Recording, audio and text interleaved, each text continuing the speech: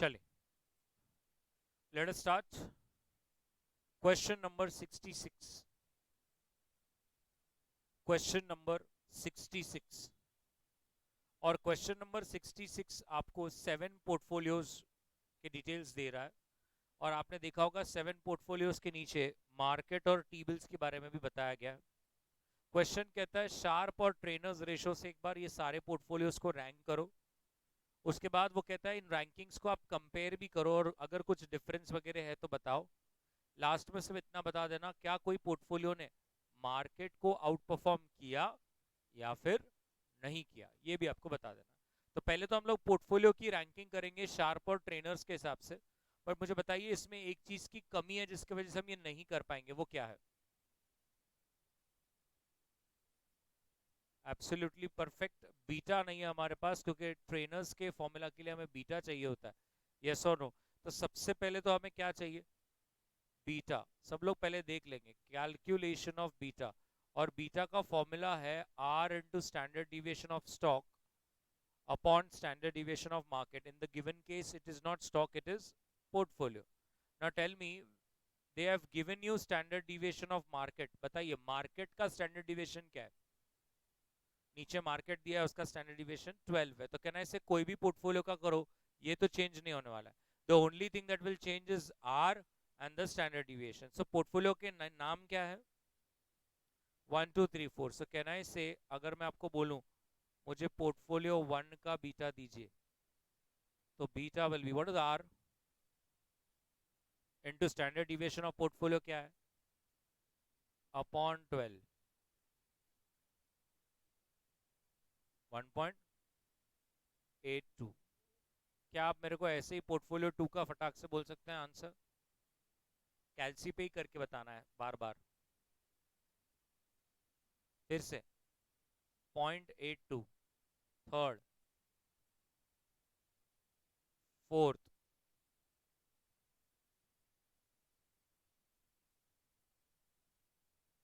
Fifth,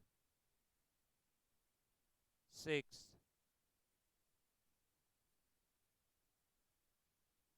1.7। Perfect. चलिए बना लीजिए। सबसे पहले हेड डालिए calculation of beta. Calculation of beta. Calculation of beta. और फॉर्मूला लिखकर पहले सारे पोर्टफोलियोज का बीटा निकाल लीजिए।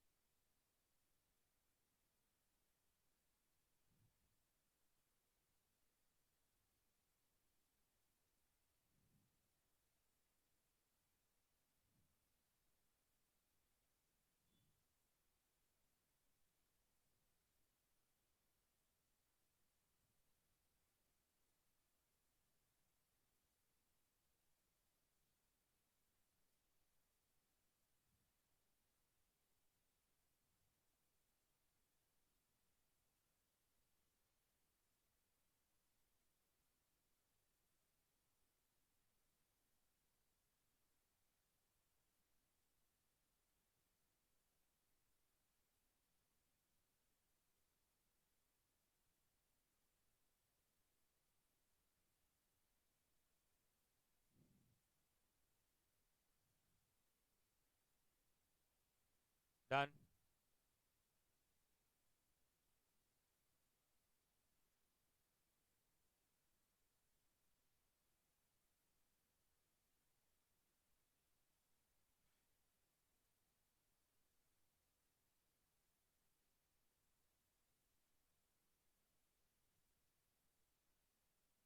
सो अब आपको शार्प और ट्रेनर्स रेशियो के हिसाब से क्या करना है?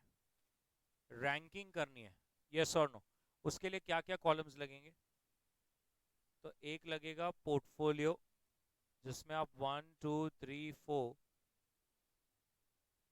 5 6 7 लिखेंगे। उसके बाद आप शार्प रेशो कैलकुलेट करेंगे।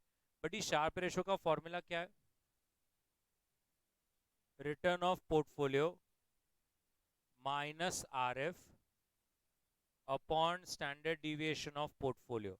जैसे ही शार्प रेशोज आ जाएंगे आप उसकी यहाँ पे रैंकिंग कर दोगे, और फिर आएगा ट्रेनर्स रेशो। ट्रेनर्स रेशो का फॉर्मूला क्या है? Return of portfolio minus R F upon the beta of that specific portfolio, और फिर आप उसका क्या कर देंगे? रैंकिंग। परफेक्ट। चलो शुरू करो।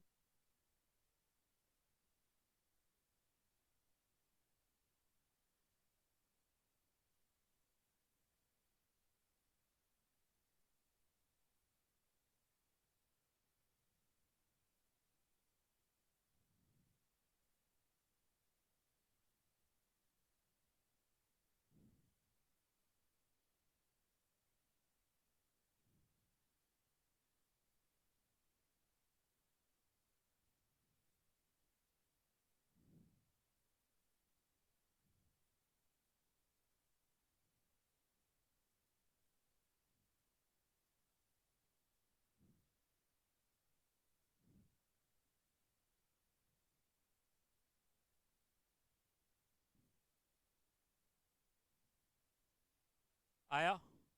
चलो बोलो। शार्प रेशो के पहले आंसर्स बता दो। 0.35। हाँ।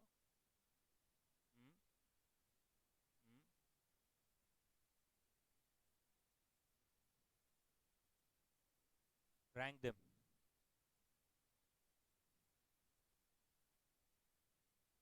37 ट्रेनर्स के आंसर्स।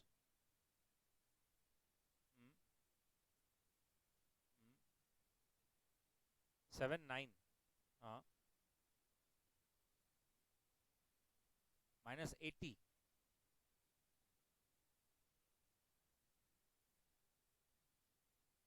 रैंक।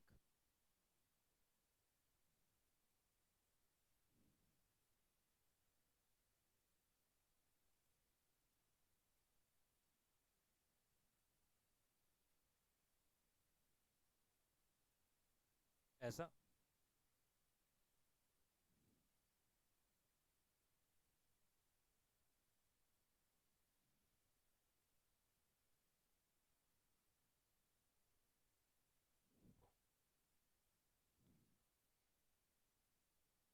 चेक कर लीजिए आपका भी यही रैंकिंग यही आंसर्स आ रहे हैं क्या?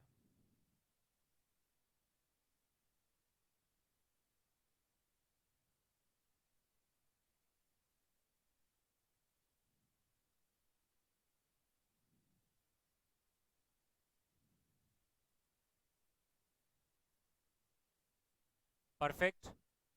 अब आपने देखा होगा बी बिट में they have just told me to conclude something, right? उन्होंने बोला है कुछ कंक्लूजन्स दीजिए, कुछ बताइए, कुछ एनालाइज कीजिए। तो इसमें क्या एनालाइज करना है? अगर आप बोर्ड पे देख रहे हैं, आप स्क्रीन पे देख रहे हैं, मैंने कुछ कलर्स किए हैं, तो अगर 2 मिनट आप येलो कलर्स पे फोकस करें। अब येलो कलर्स में मैंने जब फोकस कर रहा हूँ तो मैं पोर्टफोलियो 4 और पोर्टफोलियो 7 की बात कर रहा हूँ, राइट?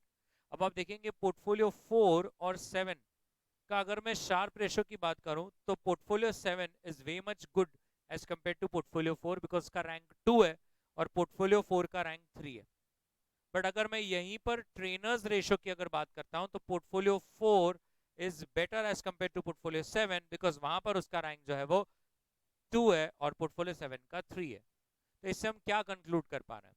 इससे हम ये कंक्लूड कर पा रहे हैं कि जब शार्प रेशो जो कि कंपैरेटिवली टोटल रिस्क की बात करता है, तो पोर्टफोलियो 4 का टोटल रिस्क पोर्टफोलियो 7 के मुकाबले ज्यादा है, इसीलिए उसकी रैंकिंग जो है वो कम है। बट शार्प रेशो के कंपैरिजन में जब हम सॉरी ट्रेनर्स रेशो की जब हम बात कर रहे हैं, तो पार्ट में पोर्टफोलियो 4 जो है वो पोर्टफोलियो 7 से आगे है। इसका मतलब उसका systematic risk as a percentage of total risk जो है वो अच्छे लेवल पर है एज कंपेयर टू पोर्टफोलियो 7। तो मैं यही आपको वहां पर कंक्लूड कर दूंगा, लिखेंगे कंक्लूजन। अच्छा, अगर आप 2 मिनट सोचना है कि मैंने रेड कलर क्यों किया है, वैसा ही सेम सिनेरियो बन रहा है इंटरचेंजेबली रैंकिंग्स का पोर्टफोलियो 1 और 2 के बीच में। तो मैं जब मेरा कंक्लूजन खत्म हो जाएगा मैं नीचे ऐसा लिख दूंगा, same can be seen on portfolio 1 where they have interchangeable rankings in Sharpe and Treynor's ratio. ठीक है, चलिए कंक्लूजन। कंक्लूजन में लिखेंगे कंसिडरिंग पोर्टफोलियो 4 एंड पोर्टफोलियो 7, और उसे अंडरलाइन कर दीजिए। कंसिडरिंग पोर्टफोलियो 4 एंड पोर्टफोलियो 7, और उसे अंडरलाइन कर दीजिए और उसमें लिखेंगे when we compare these two portfolios, when we compare these two portfolios, comma, portfolio 7 has a better ranking.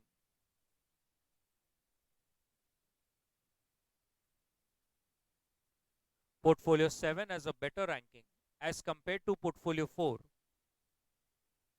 Portfolio 7 has a better ranking as compared to portfolio 4 from Sharpe ratios perspective. Sharpe ratios perspective.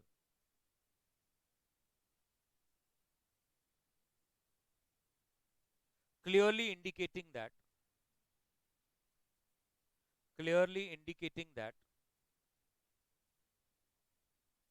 the total risk, clearly indicating that the total risk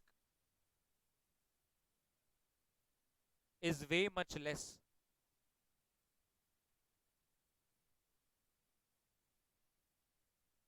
in comparison to total risk of portfolio 4.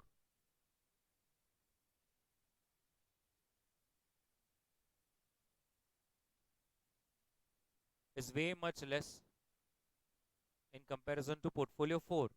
Full stop. Next para. When we focus from trainers ratio perspective,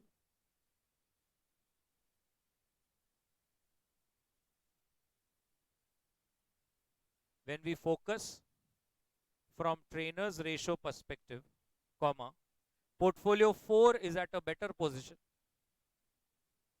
Portfolio 4 is at a better position as compared to portfolio 7. Is compared to portfolio 7.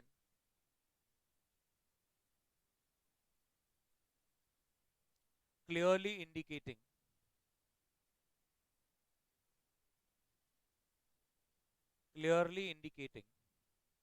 that portfolio 4 is far much diversified. That portfolio 4 is far much diversified and is positioned better considering systematic risk only. Considering systematic risk only. Considering systematic risk only. Perfect. एक line छोड़ के the same analysis can be done. The same analysis can be done for portfolio 1 and 2. For portfolio 1 and 2, where they have interchangeable rankings,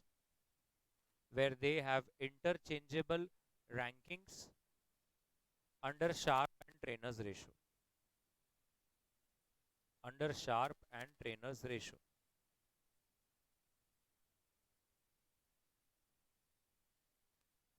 Under Sharpe and trainers ratio.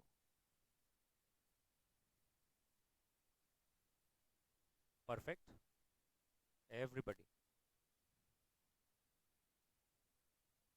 उसके बाद भी उन्होंने एक सीबिट आपको पूछा है. क्या बोला है? उन्होंने बोला है क्या कोई पोर्टफोलियो ने मार्केट को आउट परफॉर्म किया है. अब अगर मार्केट को आउट परफॉर्म किया है कि नहीं किया, उसके लिए मुझे क्या करना पड़ेगा? उसके लिए मुझे मार्केट का भी क्या निकालना पड़ेगा? रेशियोज निकालने पड़ेंगे. मार्केट का रिटर्न कितना है? 1.3 और आरएफ क्या है और उसका स्टैंडर्ड डिविएशन बताइए. 0.583 और मैम ये आ रहा है 7. चलिए तो 2 मिनट मुझे शार्प रेशो को देखकर बताइए कितने पोर्टफोलियोज ने मार्केट को आउट परफॉर्म किया है. Only 3 portfolios. कौन से पोर्टफोलियोज है वो? 6, 7 and 4 when we consider the Sharpe ratio, the total risk. And if I consider the trainer's ratio, how many portfolios? 4. 7.07 से आ गया वो भी अंदर. So पहले लिख लेंगे C bit. Calculation of Sharpe and trainer's ratio of market. Calculation of Sharpe and trainer's ratio of market. और पहले मार्केट का शार्प रेशो और ट्रेनर्स रेशो निकाल लो. मार्केट का शार्प रेशो और ट्रेनर्स रेशो.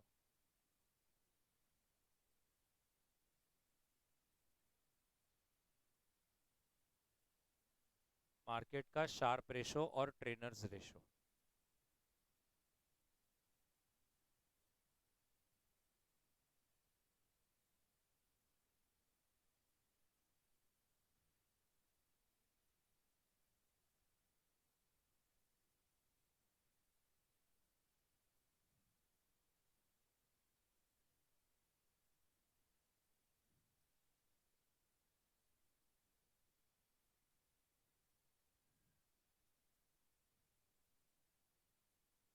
निकाल लिया और उसमें अब लिखेंगे from sharp ratios perspective.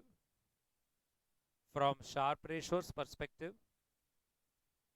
From sharp ratios perspective, portfolio 6, 7 and 4 have outperformed market. Portfolios 6, 7 and 4 have outperformed market. Portfolios 6, 7 and 4 have outperformed market. And from trainers ratio perspective, and from trainers ratio perspective,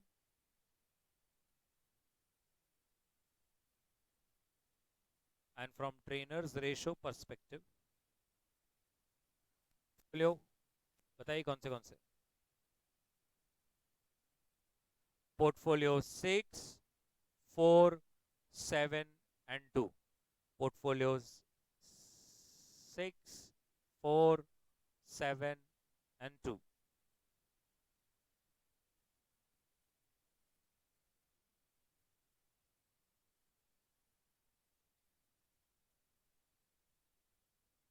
Perfect. Question number 67. Question number 67. Question number 67. So the shares of Viru Limited has a beta factor of 1.8. The Nifty has given a return of 17. अभी ये बहुत मस्त है. 6.75% 100 rupee treasury bill is trading at, बड़ी वो 108 है. 108 वो ज्यादा हो गया, वन हमारा दब गया हाथ उस पर. A certain expected return on shares under CAPM, and अगर अल्फा पिछले 5 साल का अल्फा निकाल के देना है, अगर पिछले 5 साल के जो रिटर्न्स है वो है 22.5, 26.3, 25.7, 23.4 एंड 27.6. तो आपको अल्फाज निकाल के देने हैं. आता कसं करायचं.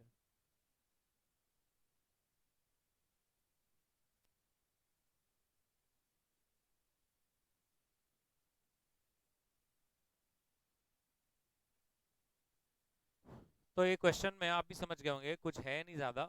देखो आरएम बताओ कितना है. Sorry ma'am, 17%. Return on market बोला है क्या? 17%. निफ्टी बोला है, बराबर है, मतलब मार्केट. अब इसमें सिर्फ एक ही चीज है जो दिक्कतदायक है, वो है आरएफ कैसे निकालना चाहिए. उसके लिए मैंने ये सम लिया. तो 6.75% का ट्रेजरी बिल है.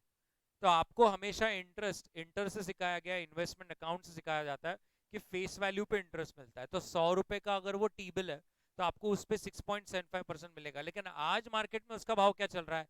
108 रुपए. तो आपका आरएफ रहेगा 100 रुपए का 6.75%. बट ऐसे मार्केट प्राइस 108 है. So what is your RF? आप आराम से भी कह सकते हो, ऐसा कुछ भी नहीं. 6.08,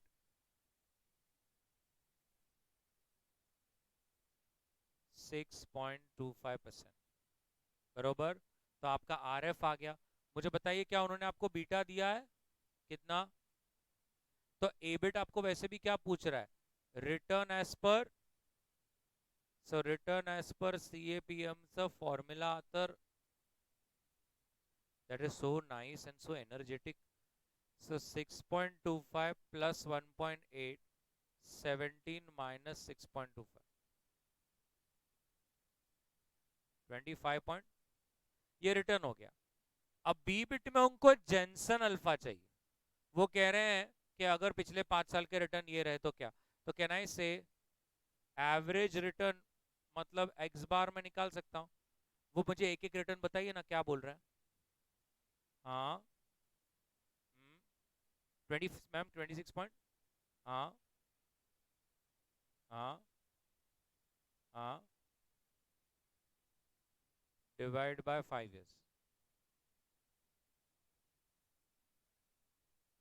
Therefore, Jensen alpha is equals to x bar minus required return, that is 25, 25, that is negative 0.5. Perfect. बना लीजिए. So cute. कर लीजिए. इसमें मेन था RF, कि RF कैसे कैलकुलेट करना. उसमें थोड़ा सा इंसान एक कहता है कि ठीक है अगली बार फिर आऊंगा. अच्छी तरह से कर लीजिए.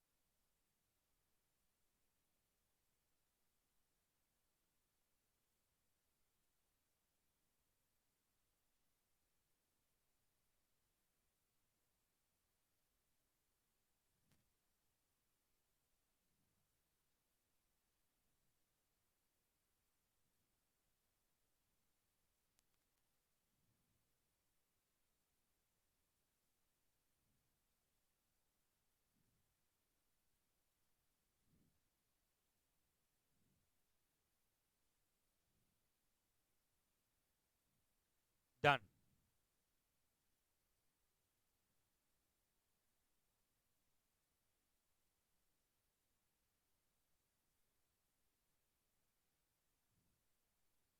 Question number 68. Now, question number 68 is a very nice question and it is just where you have to state कि क्या ये जो इवेंट्स है क्या ये आपकी कंपनी की प्राइस में मूवमेंट लाएगा कि नहीं लाएगा. तो मुझे इसको समझाने के लिए काफ़ी एक खराब एग्जाम्पल लेना पड़ेगा बट आप थोड़ा सा समझेंगे आपको अच्छा लगेगा. तो बहुत बार ऐसा होता है कि हम लोग सीए का एग्जाम देते हैं और हमें लगता है कि इस बार तो हम लोग कंफर्म पास हो ही जाएंगे. ऐसा हमें होता है बहुत बार. हमें कॉन्फिडेंस रहता है कि हमारा हो जाएगा और फिर अचानक से रिजल्ट आता है और समझ लीजिए कि वो नहीं आता. तो धक्का लगता है कि नहीं लगता. लगता है. लगता है बहुत लगता है जब आपका कंफर्म होता है और आपको बिल्कुल 2% की भी आइडिया ऐसी नहीं होती कि अपना नहीं होगा और फिर नहीं होता है. एंड वाइस वर्सा समझ लीजिए आपको ऐसा लग रहा था कि मेरा तो नहीं होगा, पेपर ही बहुत गंदे गए थे, कुछ भी नहीं हो सकता मेरा, और अचानक से आपका ऑल इंडिया रैंक आ जाए तो बताइए कैसा लगेगा. मूवमेंट आएगा कि नहीं दिल के हार्ट बीट्स में. यस और नो. वैसा ही यहाँ पर मतलब ये सेकंड एग्जांपल था ऐसे मैंने कवर अप करने के लिए कहा. तो ये जो अभी मैं यहाँ पर बताने वाला हूँ मार्केट में भी ऐसा होता है. जो लोग प्रेडिक्ट कर लेते हैं ना उससे मार्केट में मूवमेंट्स नहीं होती. लेकिन जो प्रेडिक्ट नहीं हो कर पाते और अचानक से कुछ आ जाता है सडन आ जाता है ना उससे मार्केट का मूवमेंट बहुत ज्यादा होता है. तो जैसे बहुत बार ऐसा होता है जो नए नए स्टॉक मार्केट में आए हैं एकदम नए नए जिन्हें लगता है कि अब तो पैसे हो गए अब मुझे गरीब बनने का समय आया है. तो वो क्या करते हैं एग्जाम्पल के तौर पे दिवाली के टाइम पर पेंट्स के स्टॉक्स खरीदेंगे क्योंकि उन्हें लगता है कि थर्ड क्वार्टर में दिवाली है सब अपने घर में और ओवरऑल जगह पे पेंटिंग करते हैं तो हमारा फायदा होगा. या रेलवे बजट से 5 दिन 6 दिन पहले वो क्या करेंगे या रेलवे बजट के दिन क्या करेंगे जो railway related infrastructure related stocks है उसमें इन्वेस्ट कर देंगे, ये सोचकर कि आज अभी बजट है उसमें क्या मिलेगा, प्रोजेक्ट्स अवार्ड होंगे तो हम शायद मैं पैसा बना लूं। बट अभी समझ लीजिए ये जो आने वाली चीजें है ना, ये ऑलरेडी स्टॉक के अंदर कंसिडर हो चुकी है।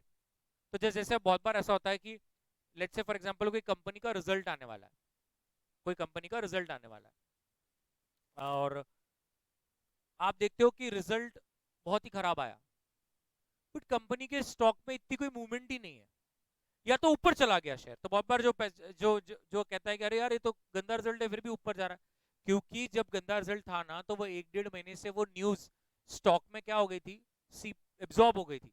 एब्जॉर्ब हो गई थी मतलब वैसे भी वो 1.5-2 महीने से नीचे आ ही रहा था। अब वो रिजल्ट जो गंदा आया ना वो इतना भी गंदा नहीं आया जितना एक्सपेक्ट कर रहे थे लोग, इसलिए उसने अचानक जंप मार दिया या वो स्टेबल रहा। Are you getting this? तो आपको अब एक स्टेटमेंट पढ़कर सिर्फ इतना बोलना है कि चेंज होगा कि नहीं होगा। ठीक है, एक ट्राई तो करते हैं। देखिए, द गवर्नमेंट हैज अनाउंस्ड कि इन्फ्लेशन अनएक्सपेक्टेडली 2% से जंप हो चुका है। तो आपको क्या लगता है मार्केट को इफेक्ट गिरेगा कि नहीं गिरेगा? गिरेगा, यस, वेरी नाइस। तो यहां पर आपको सिर्फ लिख देना है चेंज। आपको लिखना है चेंज या नो चेंज। आपको ऐसा लगता है कि नहीं मैं क्वेश्चन बुकलेट को गंदा नहीं करता, हम लोग बुक में ही लिखेंगे, तो वैसा भी कर सकते। बी बिट, बीजे ऑटो का quarterly report generally fail in line with analysts expectation. Hindi में मैं कहता हूं, एनालिस्ट जो रिपोर्ट्स निकालते हैं रिजल्ट से पहले मार्केट में, कि हमें लगता है कि कंपनी का ऐसा ऐसा होगा, और सच में आपका वैसा ही हुआ, तो बताइए चेंज होगा कि नहीं होगा? नहीं होगा, no change. Next, government reports कि इकोनॉमिक ग्रोथ लास्ट ईयर 3% था, जो जनरली एग्रीड हुआ था with most economic forecast. No change, because जो इकोनॉमिस्ट फोरकास्ट कर रहे थे कुछ वैसा ही हुआ। नंबर 4, बीजे ऑटो के डायरेक्टर एयर क्रैश में चले गए। इसको नहीं नो चेंज बोलते तो मैं कह देता इंसानियत मर चुकी है। बताइए, अब मैं नाम नहीं लेना चाहता बट एक बहुत बड़ी कॉर्पोरेट कंपनी है, इतनी बड़ी कंपनी है, अब क्या बोलना, रोज न्यूज में, और समझो उसका एमडी सीईओ जो भी है वही चला जाए तो कंपनी का शेयर प्राइस तो ऑब्वियसली खत्म हो ही जाएगा। नेक्स्ट, पार्लियामेंट ने अप्रूव किया कुछ चेंजेस टैक्स लॉज में, जिससे कॉर्पोरेट टैक्स अब बढ़ चुका है। ये लेजिस्लेशन पिछले 6 महीने से डिबेट में था। यस, नो चेंज, क्योंकि वो जब कह रहे हैं कि पिछले 6 महीने से पार्लियामेंट में उस पर डिबेट चल रही थी, तो वैसे भी सब स्टॉक्स ने उसको एब्जॉर्ब कर लिया होगा, और अब कोई ज्यादा बड़ा चेंज होने वाला नहीं है। No change. कैसा लगा? गुड? ऐसे आने चाहिए ना 50 मार्क के लिए, दैट्स नाइस। अब आपको यहाँ पर सिर्फ इतना बोलना है कि ये सिस्टमैटिक है कि अनसिस्टमैटिक है, that is one thing that you have to state. Number 1, government ने वैट या जीएसटी जो भी है अनाउंस किया बजट में, बताइए क्या होना चाहिए? कभी भी बताइए, ऐसा कुछ नहीं कि आज ही बताना है। So the correct answer is systematic risk. ये रिस्क से कोई नहीं बच सकता। जीएसटी एक ऐसी एक्ट है जो पूरे इंडिया को लागू होती है, सब बिजनेसेस को लागू होती है। कुछ भी बकवास लाना नहीं, मेरा तो धंधा ऐसा है जो एग्जेम्प्ट है तो मैं तो बच गया। टैक्सेशन इन लॉ आना is systematic, applicable to everyone. तो जब आप एग्जेम्प्ट है, आपका 0% में है, तो भी you are governed by that act, right? कल जाकर अगर आपका टर्नओवर बढ़ गया, जो भी है 20-40 जो भी आपकी लिमिट है, मेरे टैक्स का कोई एक्सपर्ट नहीं हो, तो आपको जीएसटी के नेट में आना ही पड़ेगा। आप ऐसा नहीं बोल सकते कि मैं नहीं आऊंगा। Number 2, short term capital gain slash from 30 to 10। बहुत बढ़िया, क्या जोर से आंसर आप दे रहे हैं। सिस्टमैटिक, क्योंकि सबको अफेक्ट गिरेगा इसमें, ऐसा तो है नहीं कि सिर्फ महाराष्ट्र के लोगों के लिए ऐसा है। हाँ, कि भाई औरंगपुरा में ऐसा होगा, उस्मानपुरा में अगर आपने शेयर बेचे हैं तो वहां तो 30% होगा। सबके लिए समान है, आप कोई भी रहो। Yes. Third, oil prices nose dive. इसके पहले आप कुछ अलग समझें, ऑयल प्राइसेस नीचे गिर गए हैं। यस, नाक में से तेल नहीं गिरा है। ऑयल प्राइसेस नोज डाइव, बताइए सर क्या होगा? Very good, systematic. Systematic. Next, आप डी और ई दोनों का बताना। पहले मैं दोनों का पढ़ लूंगा फिर एक एक करके बताना। Bank employees go on nationwide indefinite strike, और ईबिट है bank employees goes on nationwide 1 day strike. So आप पहले इनडिफाइनाइट का बताइए फिर 1 डे का बताइए। इनडिफाइनाइट का। So the correct answer is systematic, और जो 1 डे होता है वो अनसिस्टमैटिक होता है। इसका भी मतलब समझा दूं, जब आप अनडिफाइनाइड स्ट्राइक पे जाते हो तो बैंकिंग सेक्टर सभी सेक्टर को एक बहुत बड़ा जर्क देगा, क्योंकि पता नहीं अब कब फिर से सुधरेगा, तो सारे ही सेक्टर्स को उसका इम्पैक्ट गिरना शुरू हो जाएगा। बट जब बैंकिंग कहती है it's a one day strike, तो it is limited to banking sector या बैंकिंग के स्टाफ जो अपने पेंशन के लिए लड़ रहे हैं या अपने हक के लिए लड़ रहे हैं। तो अगर आपने वन डे स्ट्राइक करी है तो इतना ज्यादा इम्पैक्ट नहीं गिरेगा, लेकिन अगर इंडिया का बैंकिंग सेक्टर एक साथ खड़ा हो जाए और कह दे कि हम इंडिफाइनाइट स्ट्राइक पे जा रहे हैं, तो उसका पूरे इकोनॉमी पे असर दिखना धीरे धीरे शुरू हो जाएगा। F. A Supreme Court decision upholds state government ban on tobacco products. Unsystematic.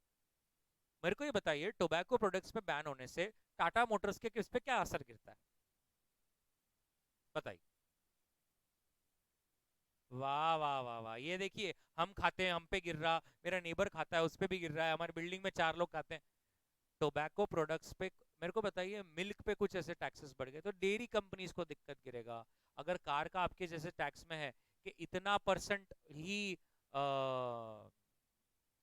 इतना अगर गाड़ी का लेंथ है तो उसके ऊपर सरचार्ज एक्स्ट्रा लगता है, अगर आपको मालूम है कि नहीं, तो एसयूवी की डेफिनेशन वगैरह आता है, तो वो ऑटो कंपनी को ही लगेगा, सबको क्यों लगेगा?